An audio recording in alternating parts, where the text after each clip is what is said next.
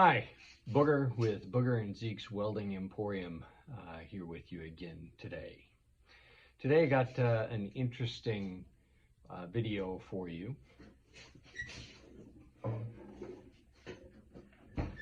This is a June 2021 model Primeweld MIG 180, and today we're going to discuss some of the quirks and features of this new welding machine.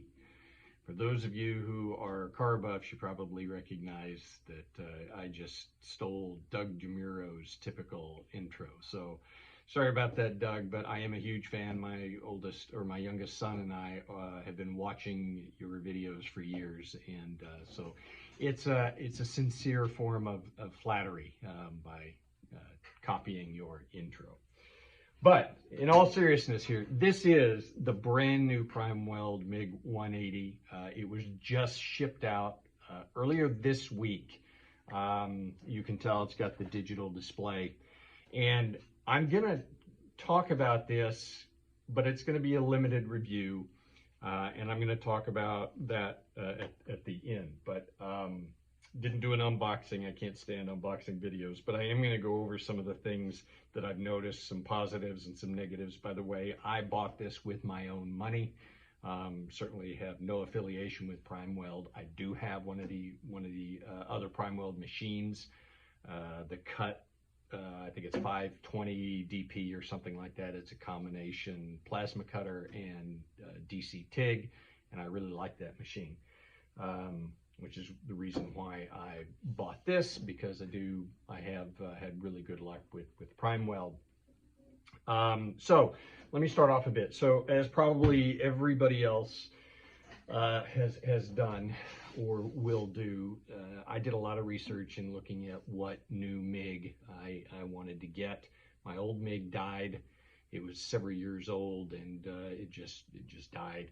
And it was a 140, so it was really on the low end of the power scale anyway, and I wanted to upgrade power and features, and certainly wanted to do so in a cost-effective manner. So I looked at all the usual suspects.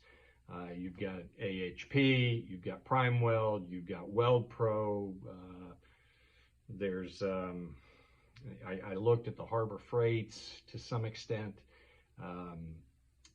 Even looked at some of the, I think the S Welder has got one, and also Everlast, which is a little bit, higher price point.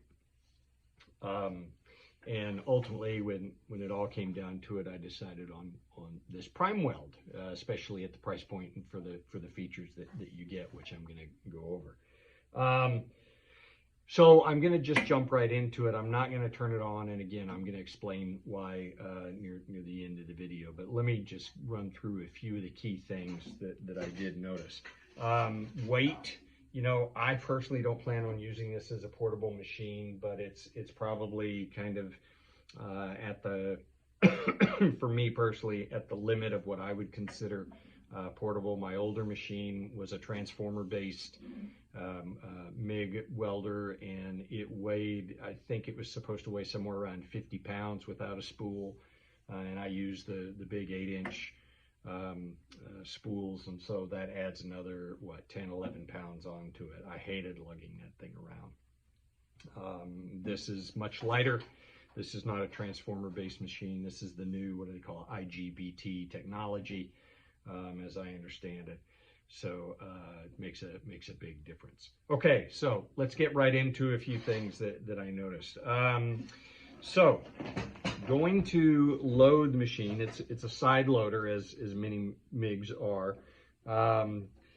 So it comes up, a couple things. When it comes up, it stops against the handles. Not a big deal, except for the fact that it's just almost barely balanced. I would prefer that it come back a little bit more, so I feel a little bit more secure, if you will, about it being back here. It's actually fairly heavier. It's heavier gauge metal, sheet metal than I was expecting, so I think that's a good thing. Certainly, you got your chart here. again, as I use the larger spools, when you put the spool in here and try to thread it, it's really difficult. There's very little space to get your fingers into here to thread the wire in and to get it going. You've got your rollers. The roller unscrews. It's got a keyway, and it does come with two MIG wire rollers and one flex core roller, so you get a total of three. When you get the machine, if you haven't seen anything like this before, if you try to put the stinger, and I'm going to get to that in a minute, or the MIG gun in, you'll look in and there's a screw that goes in that prevents it from coming all the way in. Well, that's this wing nut. You've got to open this up, back this wing nut out, and then you can put the gun in. Obviously, this is your rocker switch to go back and forth between the MIG gun and your spool gun. So that's all pretty good. I like that. Again, with the larger spools, what I found is because this comes up, this has got a bit of a lip, it can be a little tricky to work that spool in. And again, lining it up with the little tab or whatever here, whatever you call this thing here that matches into the hole in the spool to keep it seated and rotating correctly. I just found that to be a little bit awkward at times, having to get it in there at an angle. And so with the smaller spool, with the 1 to 2 pound spools, shouldn't have any problems. With the larger spools, a little bit requires a little bit of fiddling with, not only to get it in, but again also to thread the wire in there. So that's that. You know, the plug, the cord's about a 6-foot cord, pretty nice and heavy. Nothing else is particularly of note on the machine itself in terms of quirks or features.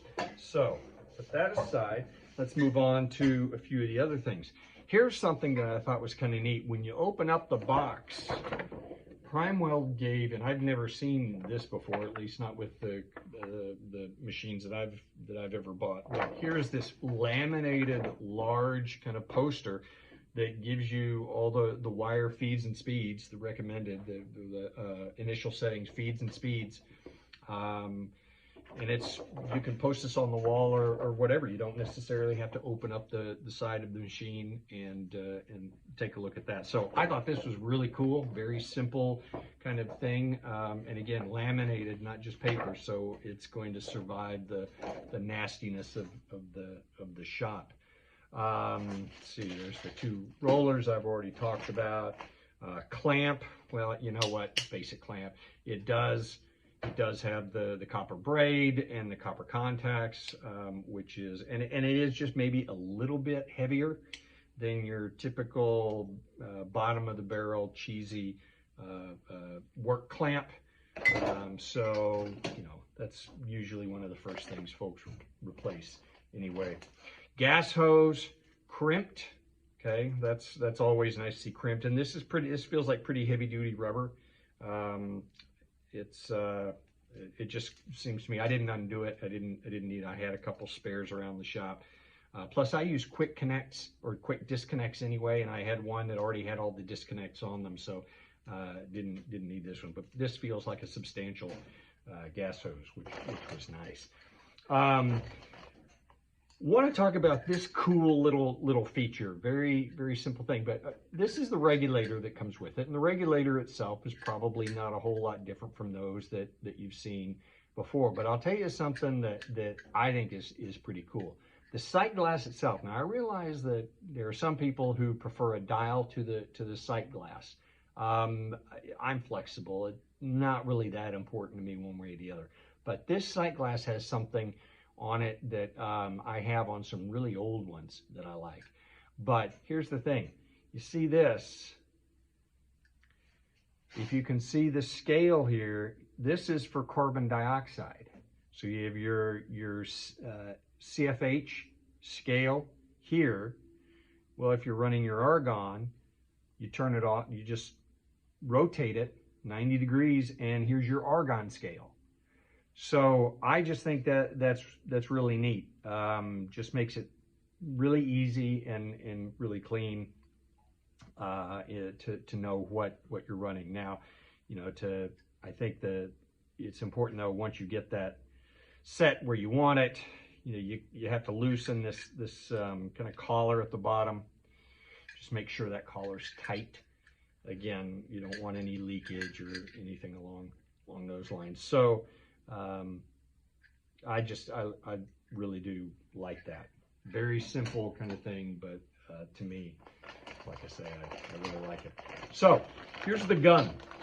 And this was one of the big things that Primeweld changed with this year's model. This is, I think, a fairly heavy-duty gun. I think this is glass reinforced plastic. I can't remember what they call that. But fiberglass reinforced plastic, so it's got a really good solid feel to it. I'll tell you, it doesn't move at all in your hand. There doesn't appear to be any flex. The screws and the nuts in here seem to be heavy duty. They're not the little itty bitty ones like I see a lot of times. Got a nice metal spring there. The cable itself is pretty beefy. The nozzle unscrews. Your contact tips, again, a big plus for me, they're Miller. They're Miller contact tips. They fit right on in.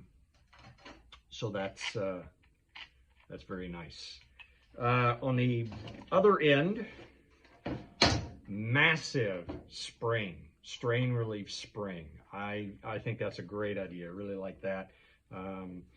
And then here's the part of the new connector end that they have for these. You've got the little cable that plugs in to the connector onto the machine. And again, you can see, I talked about that wing nut and that lock. You can see the groove where that screw really mates into to lock this in. So it feels good solid lock when you get it in there. It's not a DINS kind of connector, so you don't turn it in and then lock it. Whereas the clamp, the work clamp, is a DINS, and the way you change the polarity is just by changing what you plug in to which DINS connector on the front. So that's that. So those are some of the initial quirks and features of the brand new MIG 180. So now let's get to the other part of the story. Why am I not powering it up, and why am I not showing you a weld? Well, unfortunately, this machine is not functioning.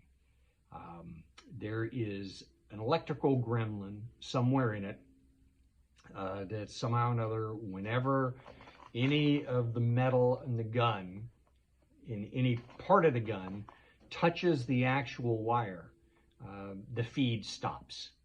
If I undo the gun but leave the cable connected and I pull the trigger, the wire will feed. Very strange electrical gremlin. I was on the phone yesterday with Primeweld, a couple of folks at Primeweld. They've never heard of such an issue, but we tried our best to try to figure out if there was something I was doing wrong. And it's just a glitch in this particular machine. So the sad part of the story is that I don't get a chance to operate this machine and try it out. And it, a little frustrating for me because I've been waiting for at least a month to get the machine, and I've been that long without a real MIG welder other than my little 125 amp flex core that I use on a job site.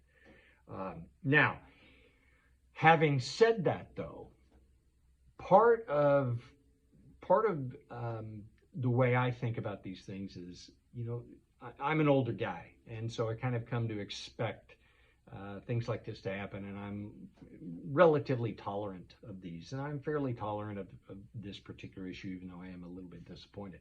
So what then I think about is, how does the company respond? And I got on the phone with Primeweld. They called me back. Their tech guy called me back within 2 to 3 minutes of my discussion with the initial guy at Primeweld.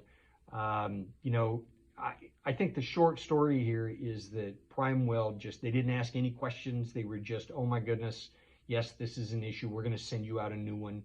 And we're going to send you a prepaid shipping label. You can ship that other one back.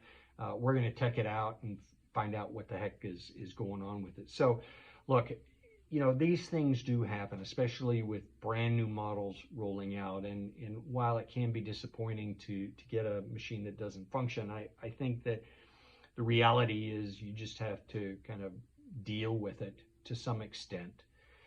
And then think about how the company is treating you. I've heard some real horror stories from some big name companies about their customer service being horrible.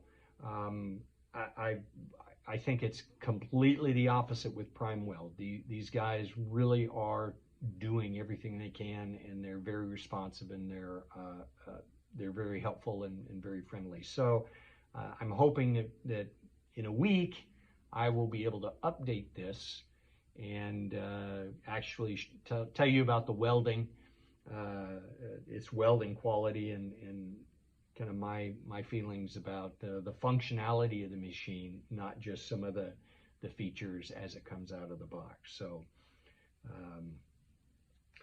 that is about it for today. Thank you very much for watching. This is Booger with Booger and Zeke's Welding Emporium.